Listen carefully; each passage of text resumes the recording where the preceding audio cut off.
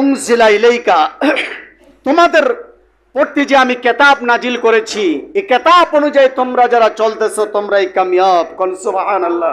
ওয়া মা উনজিলা মিন ক্বাবলিক, এই ধরনের কিতাব তোমাদের পূর্বে বহু জাতি বহু সম্প্রদায়ের উপর আমি আল্লাহ নাজিল করেছিলাম। সারা পৃথিবীতে 1 লাখ মতান্তরে 2,24,000 পয়গম্বর নবী ও রাসূলদের উপর এই কিতাব নাজিল হয়েছে 104 খানা। কয়খানা মুখস্থ করেন? 100। ঘুম যখনই আসবে তখনই একটা করে হামদে বারি তাআলা তেলাওয়াত করব ইনশাআল্লাহ। তাহলে 1 লাখ মতান্তরে 2,24,000 পয়গম্বর নবী ও রাসূল, পৃথিবীতে যত নবী রাসূল আসছেন সারা পৃথিবীর নবী রাসূলদের উপর কয়খানা কিতাব নাজিল হয়েছে আনুসুর ভাই? 104 খানা। 100 কিতাব বাজেয়াপ্ত করে দেওয়ার পরে তাওরাত, জাবুর, ইনজিল ছিল জারি মুসা আলাইহিস সালাতু ওয়াস সালামের উপর, দাউদ আলাইহিস সালাতু ওয়াস সালামের উপর, আর ঈসা আলাইহিস সালাতু ওয়াস সালামের উপর। কোন সুবহানাল্লাহ। আল্লাহ তাআলা বিশ্বনবী মুহাম্মদুর রাসূলুল্লাহ সাল্লাল্লাহু আলাইহি ওয়াসাল্লামের উপর যখন এই কিতাব নাজিল করলেন, তখন বাকি 3টা বাজেয়াপ্ত করে দিয়া তাদের সমস্ত আয়াতগুলি এই কোরআনের মধ্যে আল্লাহ তাআলা সেট করে দিলেন। তাহলে বোঝা গেল 104 খানা কিতাবের ভিতরে 103 খানা কিতাব আল্লাহ তাআলা বাতিল করে দিয়া 103 খানা কিতাবের সমস্ত কথাবার্তাগুলি আল্লাহ তাআলা কোরআনের মধ্যে দান করেছেন। সারা পৃথিবীর মানুষের শ্রেষ্ঠ মুআজিজা মুহাম্মদ রাসূলুল্লাহ সাল্লাল্লাহু আলাইহি ওয়াসাল্লাম। ভাইরা আমার, মুসা আলাইহিস সালাতু ওয়াস সালাম চলে গেছেন, তার মুআজিজা চলে গেছেন। ঈসা আলাইহিস সালাতু ওয়াস সালাম বিদায় নিয়েছেন, তার মুআজিজা লফ হয়ে গেছে। ইব্রাহিম আলাইহিস সালাতু ওয়াস সালাম বিদায় নিয়েছেন, তার মুআজিজা বন্ধ হয়ে গেছে। সুলাইমান আলাইহিস সালাতু ওয়াস সালাম চলে গেছেন, তার মুআজিজা বন্ধ হয়ে গেছে। ঈসা পয়গম্বর চলে গেছেন, তার মুআজিজা চলে গেছেন। একমাত্র মুআজিজা টিকে আছেন মুহাম্মদ রাসূলুল্লাহ। সকলে পড়ি সাল্লাল্লাহু আলাইহি ওয়াসাল্লাম। মুআজিজার নাম কি? আল কোরআন। সবাইকে জোরে বলতে হবে, মুআজিজার নাম কি? আল কোরআন। নারী ধর্ষণ, নারী হরণ, মানুষ খুনে, নারী ধর্ষণ, নারী হরণ, মানুষ খুনে কাঁদিতেছে বাংলার জমিন। বিদায় হতে চলেছেন নবীজির রক্ত মাখা দিন। মুসলিমরা ঘুমিয়ে পড়েছি, মুসলিমরা ঘুমিয়ে পড়েছি, বিবেকে ঝুলিতেছে তালা। রক্ত মদের শিথিল হয়েছে, পাবে অন্ত থালা। আস্তে পথে আধার নেমে, তাই বলি চিরদিন থেমে। আস্তে পথে আধার নেমে, তাই বলি চিরদিন থেমে। ডানে বামে জ্বলবে বাতি,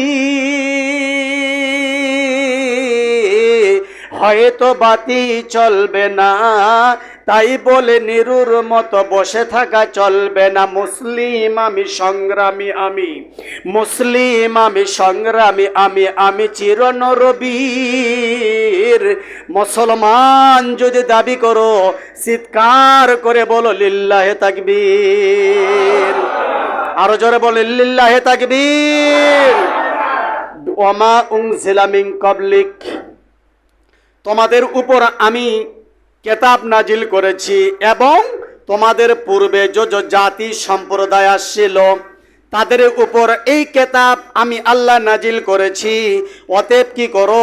ওয়াবিল আখিরাতি হুম ইউকিনুন, ওয়া মানে এবং বিল আখিরাত অর্থাৎ আখিরাতের প্রতি তোমরা দৃঢ় বিশ্বাস স্থাপন করো। তোমাদের এই কাজগুলি যদি ক্লিয়ার থাকে তাহলে উলাইকা আলা হুদাম মির রাব্বিহিম, রবের পক্ষ থেকে তোমাদের উপর পুরস্কার। কোন সুবহানাল্লাহ। ওয়া উলাইকা হুমুল মুফলিহুন, তোমরাই হবে সফল কাম। তোমরা কি হবে? আমরা কি হব? কথা কোন? সফল কাম। কয়টা কাজের কথা বললাম? এক, আল্লাযীনা ইউমিনুনা, তোমরা যারা ঈমান এনেছো। 2 নাম্বার হলো বিল গায়বি, অদৃশ্যের প্রতি। 3 নাম্বার হলো ওয়া ইউকিমুনাস সালাতা, তোমরা যারা সালাত আদায় করেছো। 4 নাম্বার হলো ওমিম্মা রাযাকনাহুম ইনফিকুন, ইনকাম সোর্স থেকে নাজিলকৃত কিতাবের প্রতি তোমরা যারা বিশ্বাস স্থাপন করেছো, তোমাদের ইনকাম থেকে আল্লাহর রাস্তায় তোমরা যারা ব্যয় করেছো।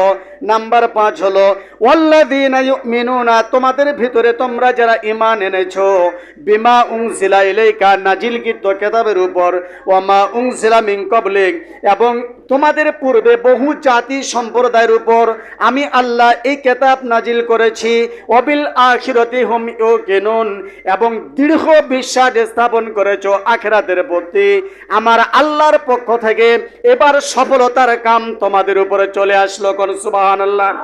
উলাইকা আলা হুদাম মির রাব্বিহিম ওয়া উলাইকা হুমুল মুফলিহুন, আমি আল্লাহ ঘোষণা দিলাম তোমরা সকলেই সফল কাম। ওই কাজগুলি তোমাদের যদি হয় তাহলে তোমরা সকলেই সফলতা অর্জন করতে পারবে। কোন সুবহানাল্লাহ।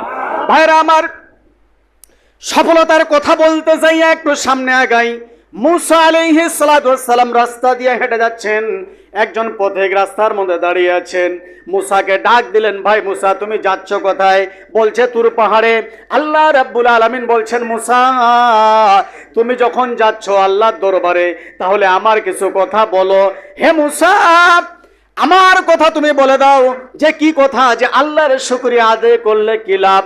আল্লাহর সঙ্গে কথাবার্তা ক্লিয়ার হওয়ার পরে ওই আগন্তুক ব্যক্তির কথা আল্লাহর দরবারে ঘোষণা করলেন আর বললেন, রব্বে কারিম রব্বুল আলামিন, একজন পথিক বলছে আল্লাহ রাব্বুল আলামিনের শুকরিয়া আদায় করলে কি লাভ।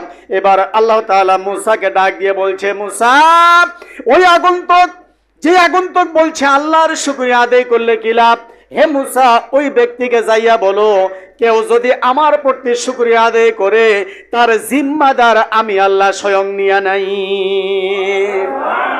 আল্লাহর সঙ্গে কথাবার্তা ক্লিয়ার হওয়ার পর লোকটা বললেন, রব্বুল আলামিন কি অবজেকশন হলো? মুসা আলাইহিস সালাতু ওয়াস সালাম বললেন, আল্লাহর দরবার আমি বললাম। আল্লাহ রাব্বুল আলামিন বললেন, আল্লাহর শুকরিয়া যারা আদায় করবে আল্লাহ রাব্বুল আলামিন বলছেন তারাই সফল কাম। কোন সুবহানাল্লাহ।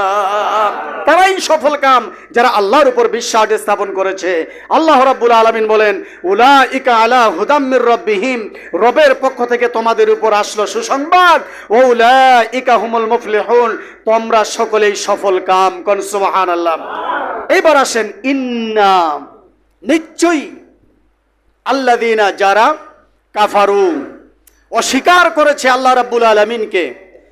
আধার যখন ডুবেছিল জাতি, আধার যখন ডুবেছিল জাতি, ছিল না জ্বালানোর বাতি। আধার যখন ডুবেছিল জাতি, ছিল না জ্বালানোর বাতি। বড় বড় তার অন্ধকারে পৌঁছাইল বাতি। বেটির জন্য বেজার পিতা, বেটির জন্য বেজার পিতা, ঘুরত নতুন কার।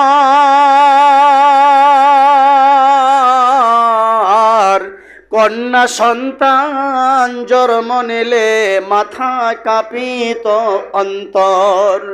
সেই সে কঠিন দুর্যোগ দিনে, সেই সে কঠিন দুর্যোগ দিনে মদের আল্লাহর আশীর্বাদ। এই ধরনীর কলে জন্ম নিল নবী মুহাম্মদ। সবাই বলে লা ইলাহা, জোরে জোরে বলেন লা ইলাহা সুবহানাল্লাহ। জোরে জোরে জিকির করেন সুবহানাল্লাহ, আলহামদুলিল্লাহ, লা ইলাহা, জোরে কন্যা সুবহানাল্লাহ, আলহামদুলিল্লাহ, লা। আসমানের মালিক তুমি আল্লাহ। জোরে ঘুম চলে যাবে। কোন এই যুবকরা জোরে জোরে বলো, আসমানের মালিক তুমি আল্লাহ, জমিনের মালিক তুমি আল্লাহ। আবার আসমানের মালিক তুমি আল্লাহ, জমিনের মালিক তুমি আল্লাহ, হায়াতের মালিক তুমি আল্লাহ জমিনের মালিক, তুমি আল্লাহ বললাম